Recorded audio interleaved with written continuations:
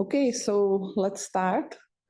Welcome to everybody. First of all, welcome to the EuroDIG conference. We are the lucky ones to start with our pre-session. And we are also lucky that we have actually two of the three hosts of the conference here in the panel. I will introduce everybody in a moment.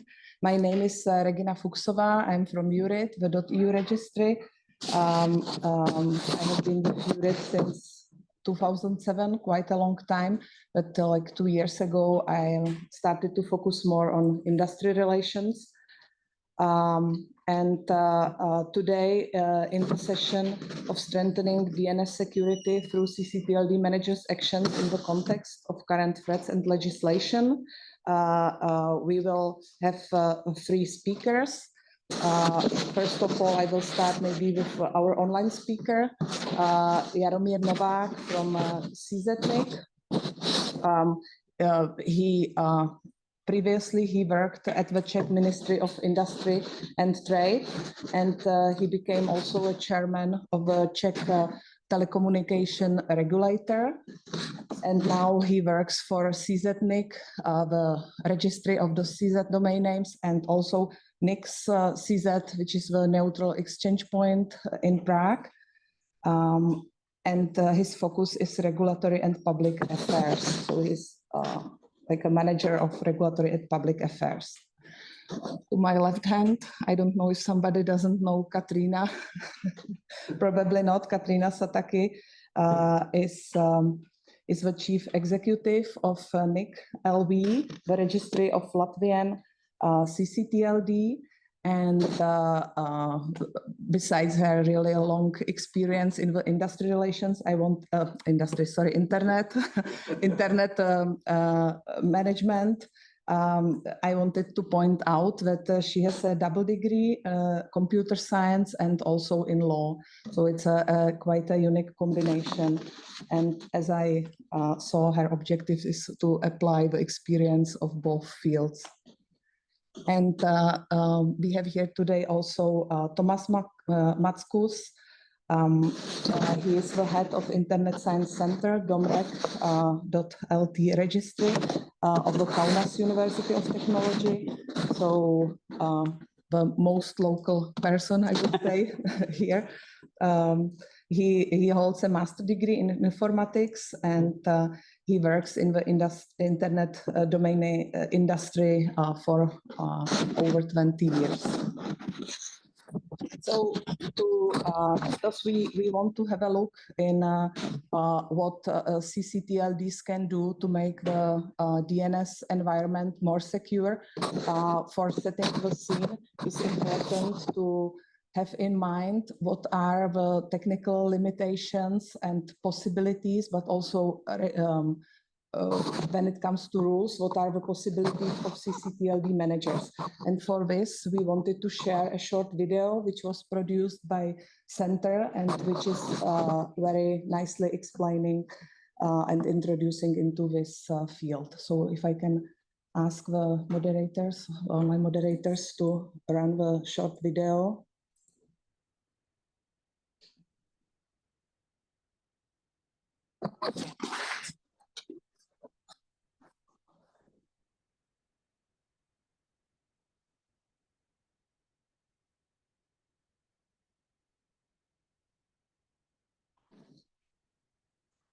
Just a second, I will make sure to share it. Sure. Yes.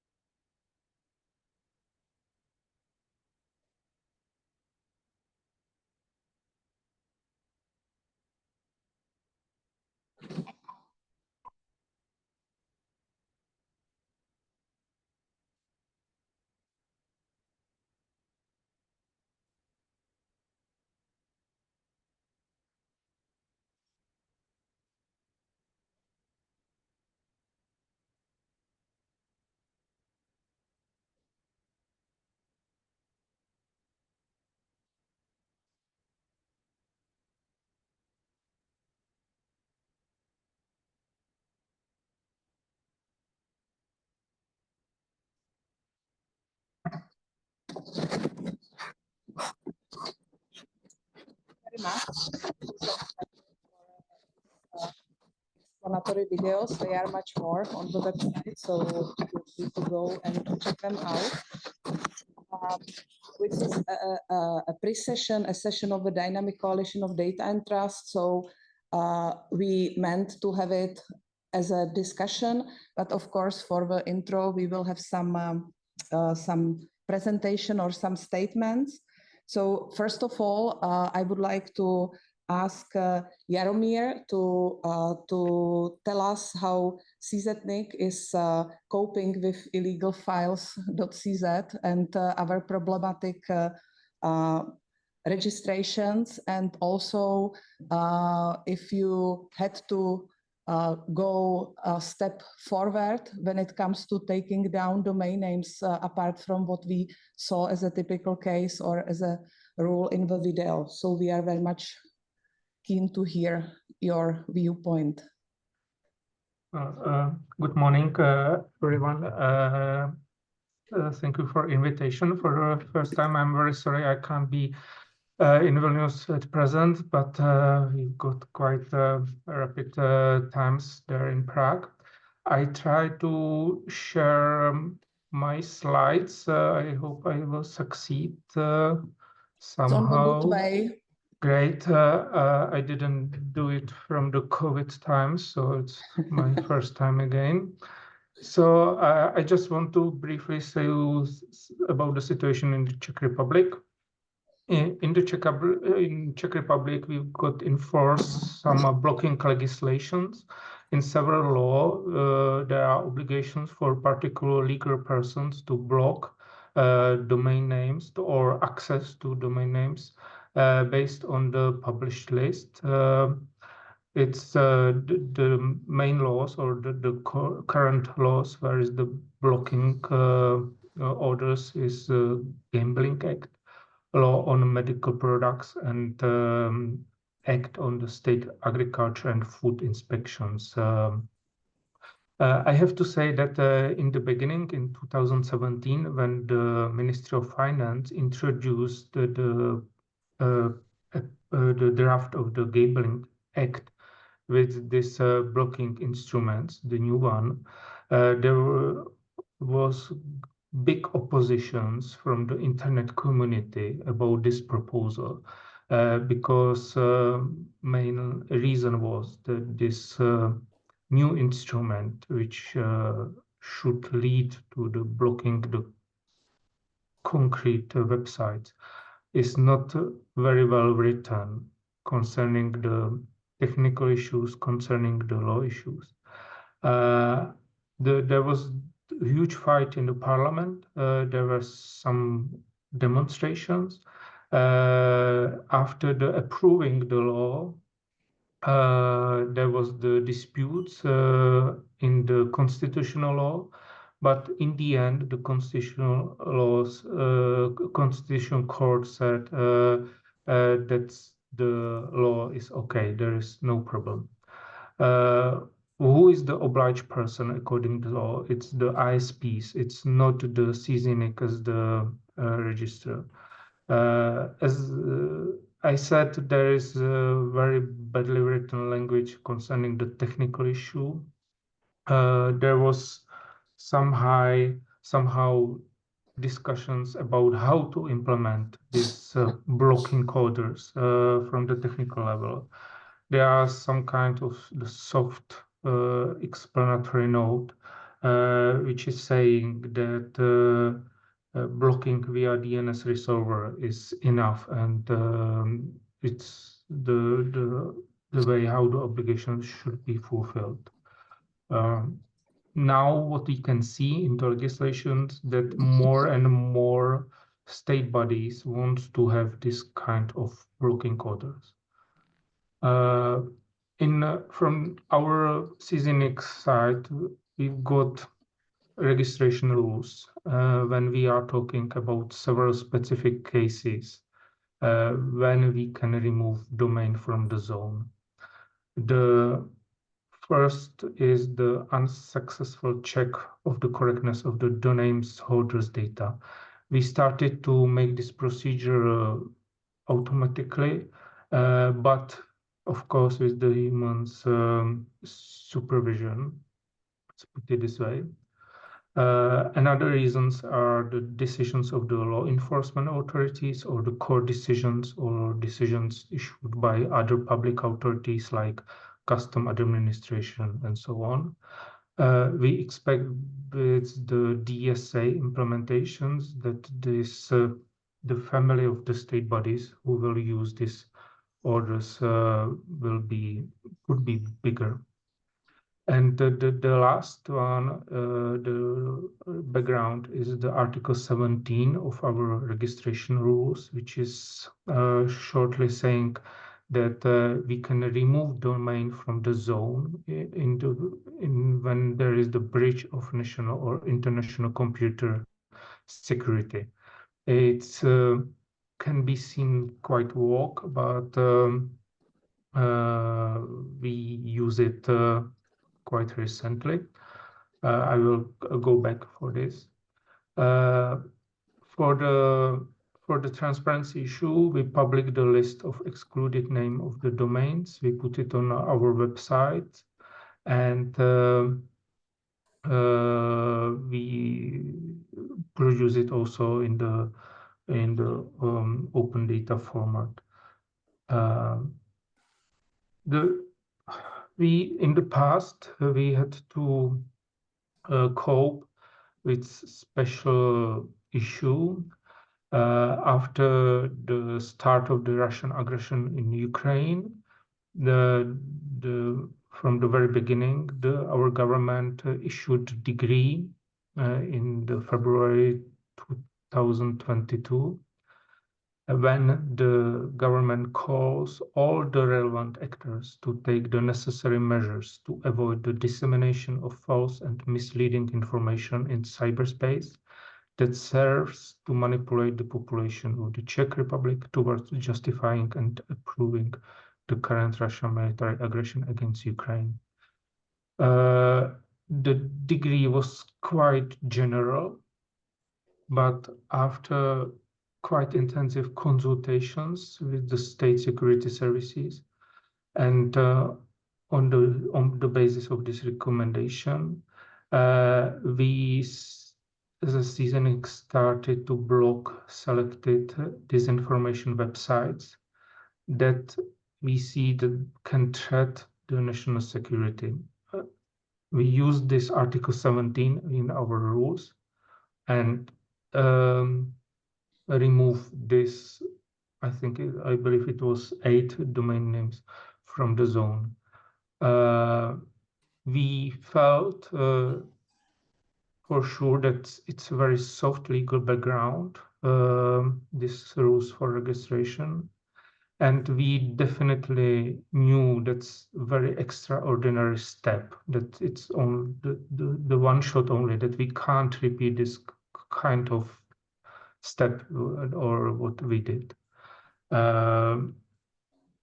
We block it, but also we urge and discuss with government and with the government officials, and we push them to approve strict and transparent legal background, to approve some kind of procedure for the next similar cases, because as I said, we knew that it's only one shot only from our side. We also urge the government to somehow incorporate the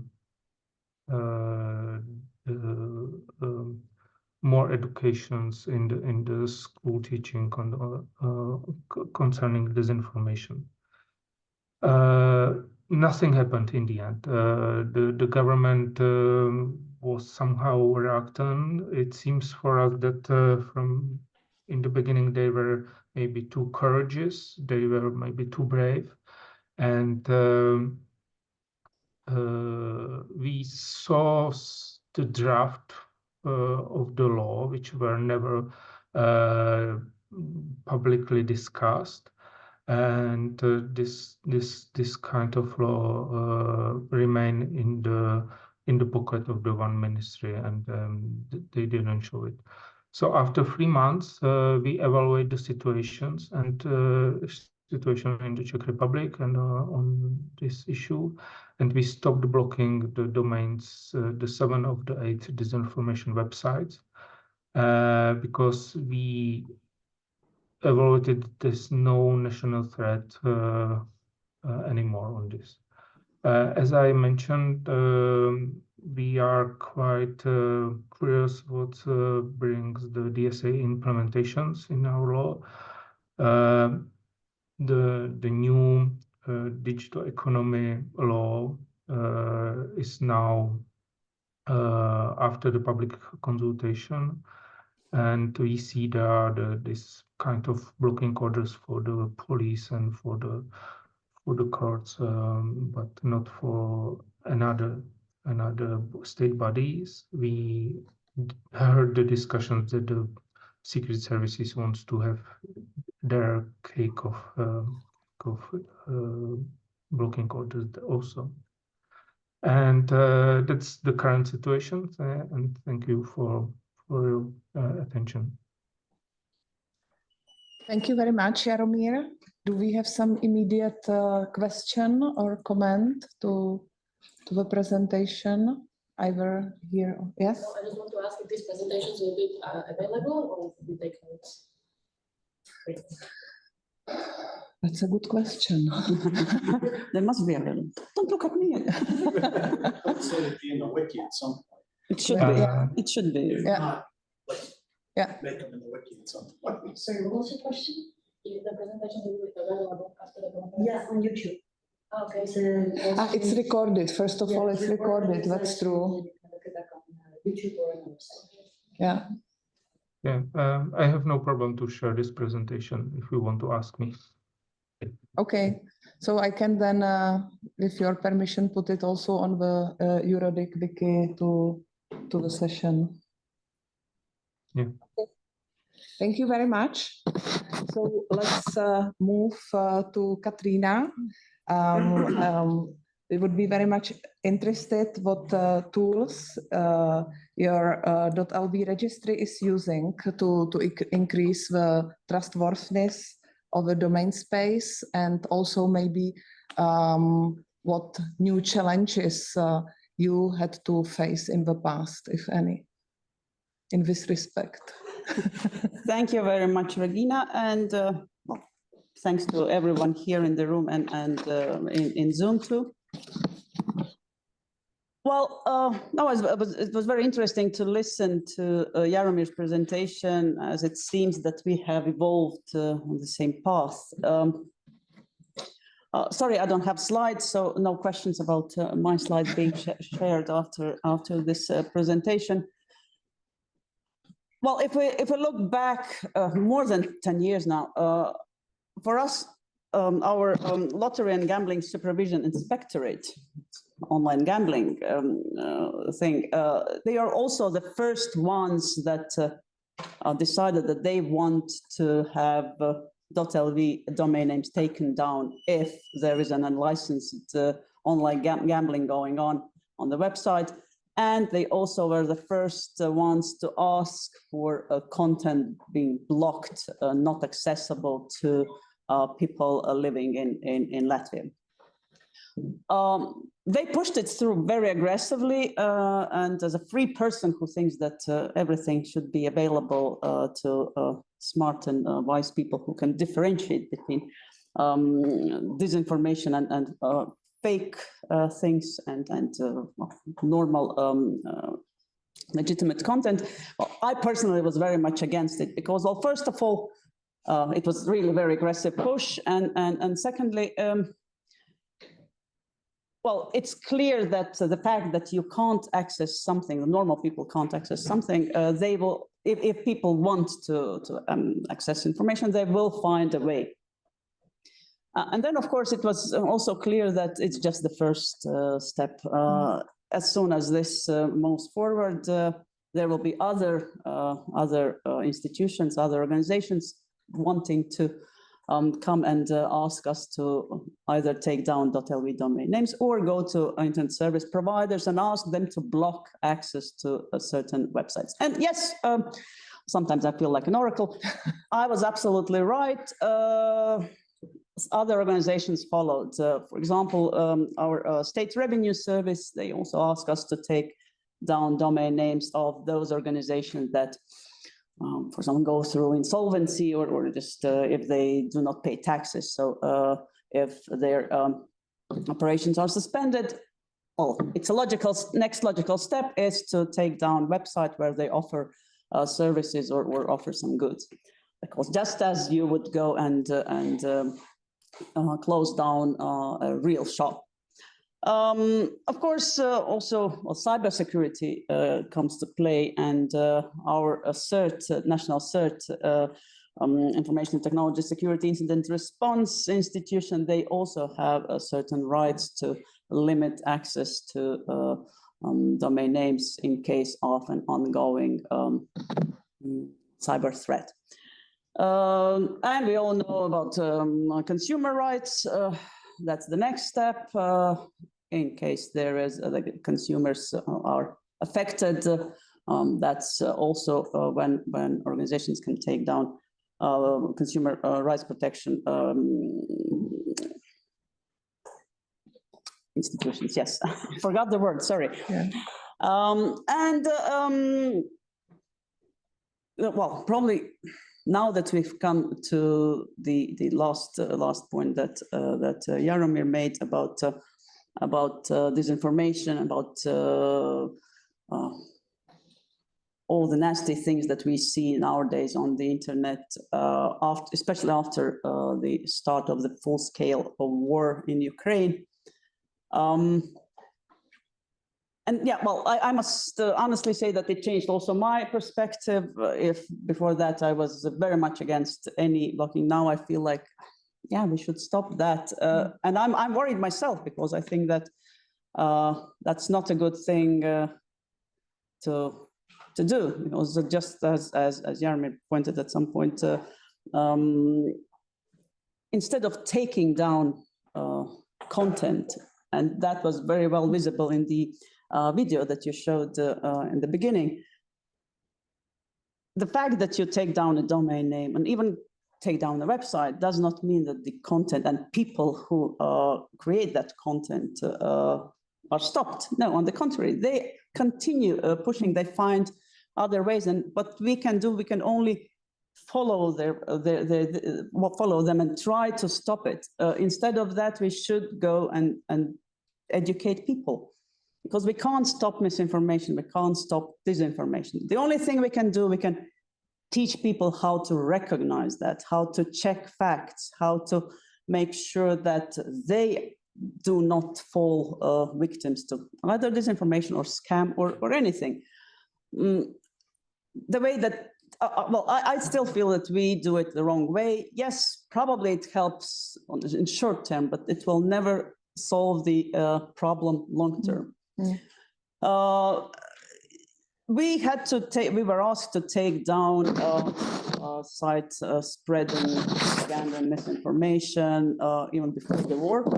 The first case was before the war, but it was after Crimea was occupied. And in that case, we received a request from our Foreign Affairs Ministry, and they referred back to the European Union Council regulation, regulation number 2069/2014 of 17 March 2014, and that's about concerning restrictive measures in respect of actions undermining or threatening the territorial integrity, sovereignty, and independence of Ukraine. The article says, Article 2 of the regulation says that no funds or economic resources shall be made available directly or indirectly to or for the benefit of natural persons or natural or legal persons, entities or bodies associated with them listed in Annex 1. And in our case, the registrant of the domain name in question was indeed on the list published on Annex 1. And domain name is economic resource used by that person. So we were asked to take it down, and that's what we did. Since the full-scale war started, legislation changed. There's a law on sanctions, and our National Electronic Mass Media Council, they now have the right to look for this information and request either to take down .lv domains, or they ask ISPs to block access to those resources. Which is, well, at least we have a body that can identify misinformation, because we as the registry, we do not want to be in a position when we have to look at the content and decide whether that content is misinformation, is it illegal? And it's not always that simple as you see in a domain name, like illegal files. They usually come up with completely different domain names, very innocent domain names. So we can't just filter them by the word illegal in them, but which would be nice, of course. Yes. Yeah, but those like those nasty people, yes. Those nasty people never make things easy for us. Yes, this is something that we see more and more often, and even though I think that. We would like to keep .lv clean. It's still about the people. We need to educate people, and that's the only way forward. I don't know if that's what you wanted me to say, but with that, I'll probably go back to you, and if there are any questions, I'll be happy to answer. Thank you very much. Thank you. That was a very interesting intervention. Some question, Georgia? I just have a question about the conversation around takedowns of disinformation, misinformation, I guess, started before the coronavirus pandemic, but also really kicked off during the coronavirus pandemic. So I'm just wondering if we have any earlier examples during the COVID-19 pandemic of where that happened.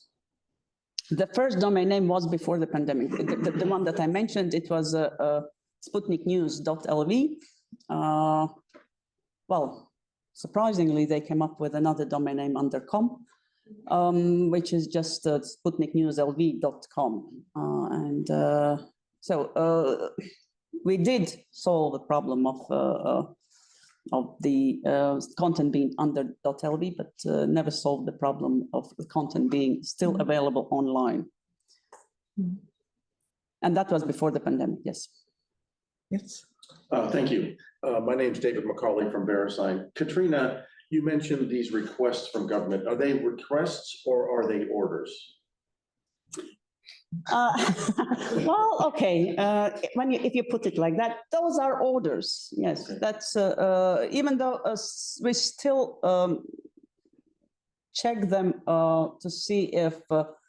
For example, if a state revenue service wants to take down a domain name of a company, but the domain name is registered either to another company or an individual, so we just go back to them and say, okay, sorry, you wanted to take down the website of this particular company, but the registrant is not the company. So those are orders, and well, it's offers you can't refuse. But they have to be according to the law. It's not just they randomly come up with, oh, let's take down this domain name today. It's there has to be a procedure, and they follow the procedure. Thank you. Thank you. Yes. Hi, Andrew Gambling, for Consulting. I guess picking up on both presentations so far. I mean, you're right, the best solution is to remove the content. But using an example, I'm a trustee of the Internet Watch Foundation, which targets the removal of CSAM. There's a lot of CSAM content stored locally in some countries, even in Europe, such as the Netherlands. It takes a very long time, if ever, to get the host to take the content down.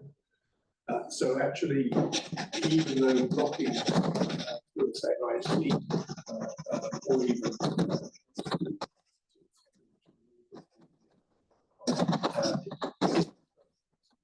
can be often bypassed quite quickly. It at least puts some friction into the system to make it harder to access the content, whilst trying to issue a takedown request. As I said, even in Europe, in some countries, it's very difficult for takedown requests to be actioned. So doing the other things, even if they're not perfect, is better than just ignoring the content. Well, no, you're absolutely right. But at the same time, I'll share my personal views on, so they do not reflect the views on ccTLD. I remember being in a room like you are now, listening to the panel, and there was one panelist who said the ultimate goal, and we were talking about CSAM, the ultimate goal is to ensure that no child abuse materials are available online. And at that point, I must say, I was a little shocked, because for me, the ultimate goal is to ensure that no child is ever abused. And that's a big difference. And what I see now, that we're fighting the online materials instead of fighting those people that produce those materials. I'm not saying that there's no fight against those people. I'm just saying that's how it looks, because if I, for example, some person responsible for taking down CSAM, and I report to my superior, I took down 372 domain names. It sounds good, but if I say that if I took down one group of child abusers, it seems like, well, maybe I'm not doing enough. So that's what worries me, that we go with this scale and we go for probably simpler solutions, while those, okay, I'm on panel and on record, they are still there abusing children. And again, I'm not saying that there's no fight against that, but we have this very good, what was the name of that organization? NetSafe. InHope, yes. And they take down, they proactively search for that information, and they take it down. And but they cooperate with the police. For example, when they receive a request to take down, they first go to the police and ask, okay, we can take it, we can request to take it down, and it will be taken down. But maybe you're working on that group to catch those. Still on the record, right? And I think that's how it must be, that you must catch them instead of just taking up, which of course it has to be taken down. There's no question about that. I'm just sharing my feeling. I'm not the one who's fighting with those groups of people. Therefore, I don't know how it happens. I'm just saying how it looks from me as an ordinary citizen, my perspective. Thank you, Katrina. You did. The papers from the mic. Here's the mic. Thank you. You, I think, raised also an interesting point of this online and offline world, like the separation and interconnection. And I remember I heard also, for example, the Commissioner Jourova saying exactly this, that the online should be like whatever is offline illegal should be online, like as a just as an extension, not a separate universum. And I have one point to the previous question of Georgia, also connected to that. You said it would be nice if the criminals label the domain names, that we can easily recognize them. We were faced to a similar, or to a request of this kind when COVID started. The European Commission, who regulates us, the .eu registry, asked us to follow up on domain names which have certain keywords connected to the pandemic in their word. So it was like all the kinds of medicines, but also words like virus, which was really tricky, because also we serve all the official EU languages. So for example, in my native language in Czech, virus is vir, V-I-R. So we ended up blocking, and it's part of many words, like a cremation of animals, which contains this in Czech, and so on. So it was also difficult to filter what is really potentially connected to the pandemic. And when the Russian invasion to Ukraine started, we were also asked to add keywords connected with this. But as I said, it's very difficult to find an algorithm which would recognize this. But this is what we are still doing on the ongoing basis. So I suggest that we move over to Thomas for his presentation, and he will tell us how the local Lithuanian registry is coping with these issues about the increased security. Would you like to share the presentation No, from please your? share. Okay. Share. So if you can stop sharing, and I will share Thomas' presentation.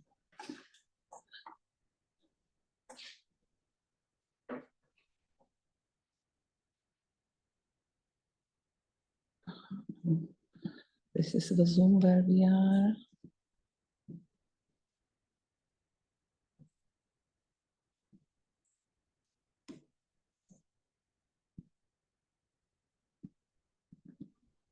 So we are almost there. Yes.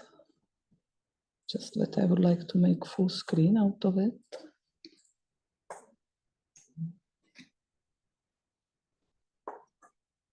Maybe no.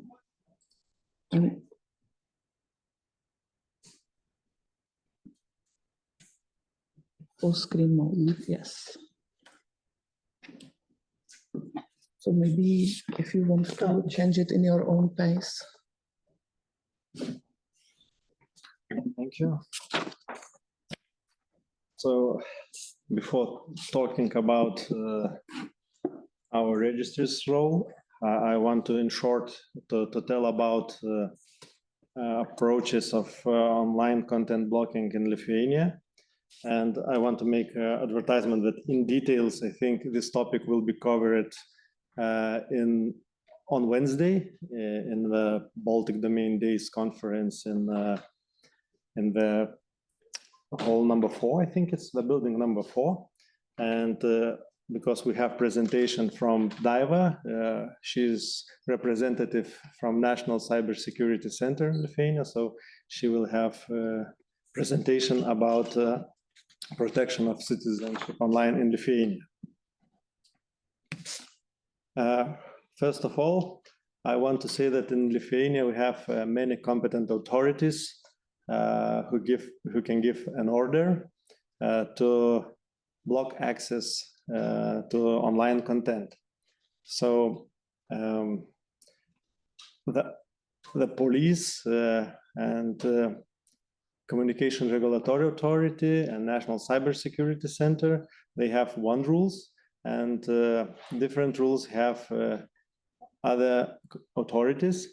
First of them was, as in Latvia, Gambling Authority of Lithuania, who pushed this law to have ability to give a mandatory order to internet service providers in Lithuania to block access to online gaming sites which are not registered in Lithuania.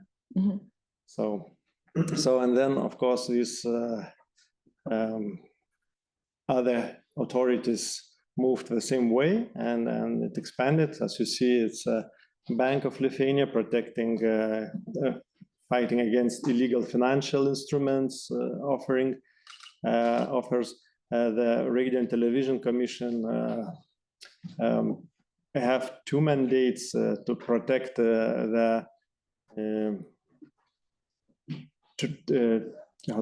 trademark, I think, copyright products, and also they can ask to block unlicensed broadcasting services.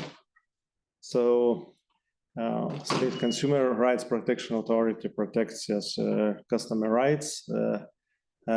Office of Inspector of Journalist Ethics, they are responsible for disinformation in Lithuania. So if all the requests from internet users, when they are writing to us and mentioning about some disinformation sites and so on, so we are resending to Office of Inspectorate of Journalist Ethics, because they're responsible for the internet content of disinformation. For the radio and TVs, it's Radio and Television Commission, and for internet, it's journalist ethics. Also, we have Drug, Tobacco, Alcohol Control Department, and recently, I think, from the beginning of May, State Tax Inspectorate also is able to give mandatory orders. So orders for internet service providers, and before issuing these binding instructions to internet service providers, usually they have to get permit from administrative court. So, and since May 1st this year, the law, new appendix of House, a new law is in effect, and now these orders can be given to .lt domain name registry also. So, but the detailed rules how it will be implemented still not prepared, and it should be prepared by the, I don't know, by the 1st maybe of October. And currently it's a working group, and governmental working group is established, which works on details how it should be implemented. But in the law, it said that these mandatory orders to .lt domain name registry should be given only if other measures are not, let's say, not fulfilling the reason. So if blocking by internet service providers access or other measures are not enough, then yes, the order could be given to .lt name registry. So what's our role in protecting customers or making security online for users better? So first of all, we're providing registration data. So public data is accessible to everyone. Non-public data is, can be provided according to our data privacy policy. So if you want to go to court or you have a legitimate request to get this data, it will be provided. And other measures, what we are doing. So first of all, we are checking the label of domain name when it's registered. So the label of domain name should not be against publicity or against some people or group of people directly. So we also can suspend domain name by our will if the registrant's data provided is incorrect or it's fake data. We can restrict domain name if we are getting orders from court or other institutions that can issue these orders.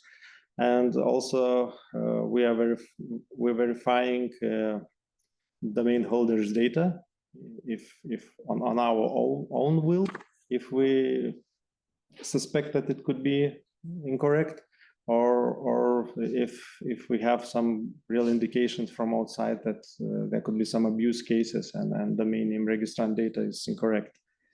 So, and we accredit and control procedures produced by our registrars. So I think that's the main things and tasks what we as a registry do. And yes,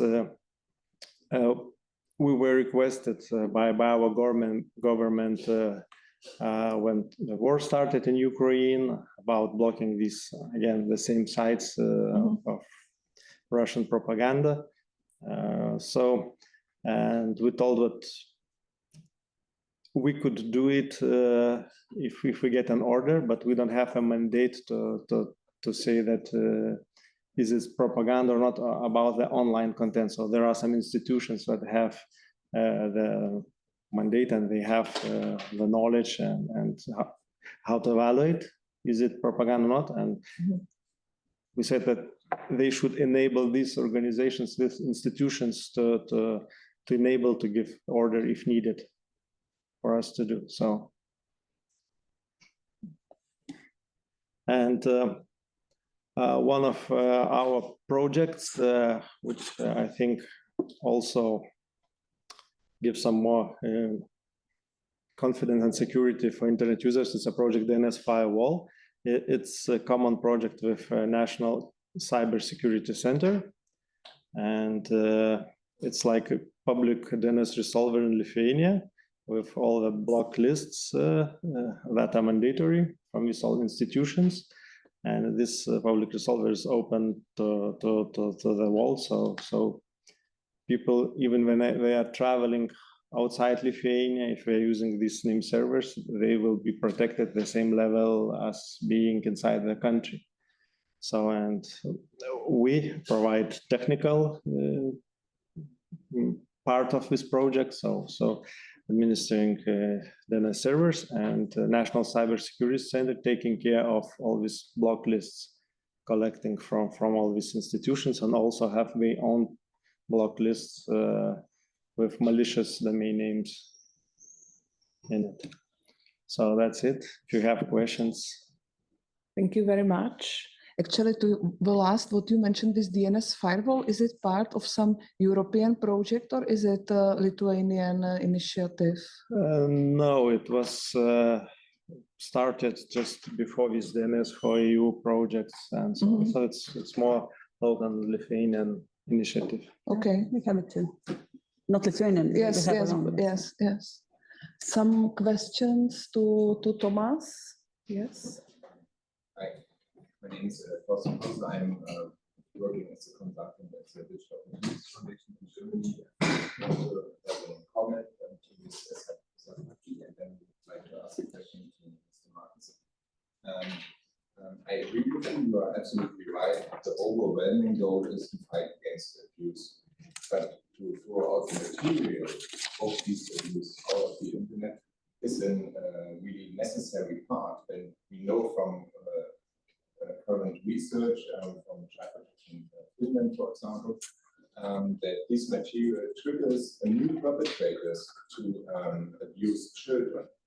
So that would be a really great contribution to throw it all out of the internet, and if you also play a role in this process. And with regard also to this, I would like to ask Mr. Marcus how you are verifying your registry data, if it is correct. Could you describe it a little bit more? Yeah, Yes, okay. you're Marcus, right? Yeah, that's right. Okay. So we have we're sending requests to our registrars and registrants, to registrant and registrar, to provide data to assurance how identity of a registrant was confirmed, because by our registrar agreements, registrars should take the responsibility of ensuring that the registrant is real and his data is correct and right. So actually, I think many of the registries have the same rules in the agreements with registrars, but somehow from all time, I don't know, it's registrars are acting quite how to say, liberal in this case. We're saying we are making all the process as easy as possible, and it's automatic in electronic way, and so on and so on. So I think this maybe will change somehow, at least mind shift after the NIS2 implementation. So but currently, yes, we're asking, let's say, proof of payment by the registrant, or maybe other measures that registrar implemented, because registrar can implement whatever measures he wants to make sure he is checking the identity of a registrant.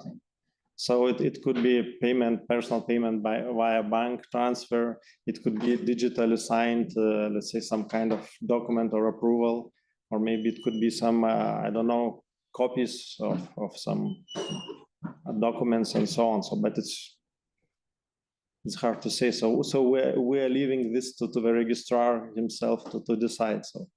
So and we are giving options to registrant also if a registrar is not responsive at that time. So we're giving some options for the registrant also. How can he prove his identity? Okay, thank you. Katrina, would you like to react as well? Yes, I also would like to well, first a little bit about registrant identification. We do the same. We offer them to, well, they can send digitally signed documents. They can come to our office and identify themselves. Bank transfers work as well. So yeah, basically, I think we do precisely the same. But just a little bit back to what you said, I completely agree with you. Information all those materials must be taken down. Make no mistake, I do not support them being online. But all I said was that sometimes they have to stay there for the police to do their work. That was all I was saying. Yeah, thank you. Yes. I just want to come in and follow up on your point on former law enforcement. You work for Metropolitan Police. I totally agree with what you just said. So I'm just following up. Yeah. Thanks. Okay, maybe with the registration data verification, we could go back to Jaromír, if you can still hear us. If you can just briefly say what is the best method for .cz to verify the data, and also if you face some challenges for holders based outside, not only outside of your country, but also outside of the EU in this respect. Well, we rely on the verifications data of the contact of the holders, which we try to verify. In the beginning, we also were part of the EuroDIG project, which should somehow simplify the identifications of the holders, domain holders abroad. And now we had quite intensive discussions with our cybersecurity office with the implementation of NIS2 directive, where we try to persuade this office that we would like to use the national electronic identification scheme and authorization point for the domain holders, because according to our law, it should be stated in the law that we can use this system for this special purpose. We succeed in the end, so the draft of this law is now in front of the government decision, and we expect that it came in force after the parliamentary discussions in the beginning of next year. So, but we got another quite effective tool for identification. Okay, thank you very much, which is actually almost a nice introduction and invitation to the next session, which will take place in this room and which will have a closer look on the challenges of NIS2 implementation. But before we close our session, unless there are some pending questions from the audience, I would like to ask you a concluding question if you want to react. Now the AI is of course a hype, and we try to implement it in any aspect of our lives.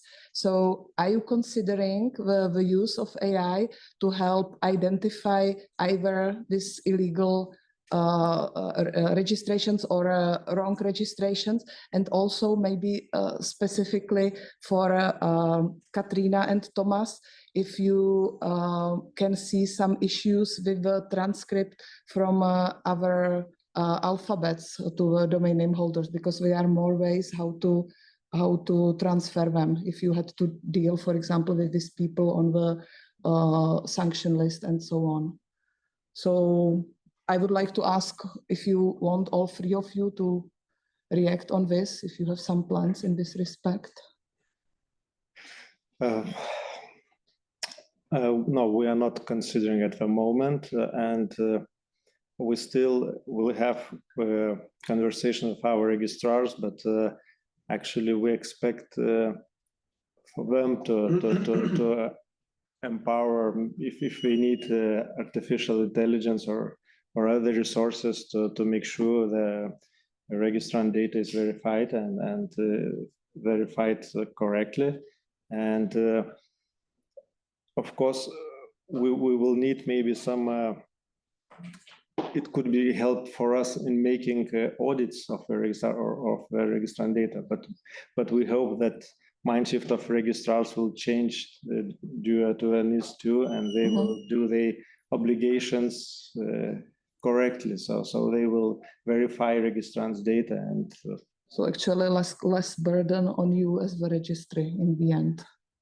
Hopefully. Yes, but it's a more burden of controlling how they are keeping the obligations. Yes. So it's another thing. So okay, thank you, Katrina. You and AI.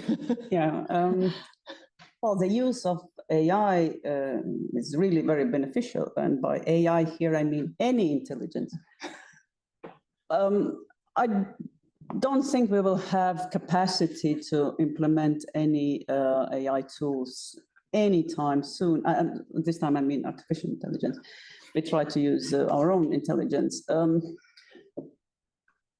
because we are a small registry. We do not have resources to implement all the requirements that come from European Council and work on innovation. We just don't have those resources. Okay, I'll talk about that at the next session, but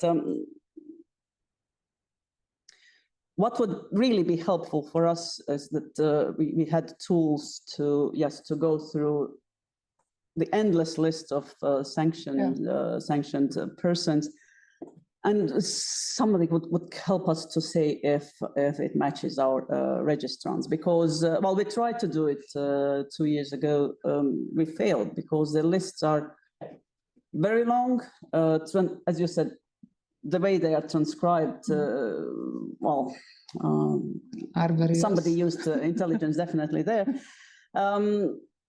Yeah, it's those lists are really very tough. At this point, we rely on our authorities to identify specific websites with issues, and then we can look at those cases and determine if a person is on the list. But we did not find any tools to do it automatically, and we don't have resources to go through the list manually, especially because they are being updated all the time.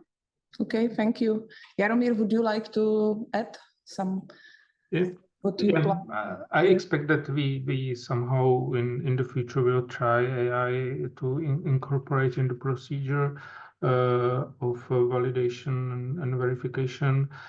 We tried now because, as you probably know, we introduced the auction system for the domain names in Czech Republic quite recently, and we somehow try to score the domain name according to the meanings in the Czech language and try to score it and make a list of what would be more wanted domain which is going to the auction, but it's just trying some prompts in ChatGPT and trying to be sure how it fits with the Czech language. And before I finish, I just want to really echo what Katrina said. I like it very much, and I will sign it everywhere where I go. I think that for us is quite important to explain the state bodies that the blocking domain will not solve their problems in the offline worlds, that they should really fight in the offline worlds, and this blocking issue can help them somehow, but it's not the help which will save the world. It's quite, because what we see in our legislations, we are afraid that they want to have this blocking, and it's it's nothing else for them, and we try to persuade them that it's not the truth. So thank you. Thank you very much. So we are time-wise at the end of our session. I can see that we still had a question. I believe it was to Thomas during his presentation about the case. What was the most scary case? No, it was Michael's comment on the Danish court decision. Yes. So yeah. So I don't know if like if it was the IP infringement rights or if it was the SAM or what was the most scary case. Otherwise, we can follow up later as well. And there is also an invitation to AI and abuse call. Okay, the Danish Supreme Court. You are right. Okay. And there was an invitation to an AI and DNS call, which I think we can share as well if a participant is already gone. So I don't know who posted it. Shares with us. We can share it. Okay. Okay. So thank you very much. Thank you, Katrina. Thank you, Jaromír. Thank you, Thomas, for your contributions. Thank you for your attention and for the questions. And we are closing by this pre-session. Thank you.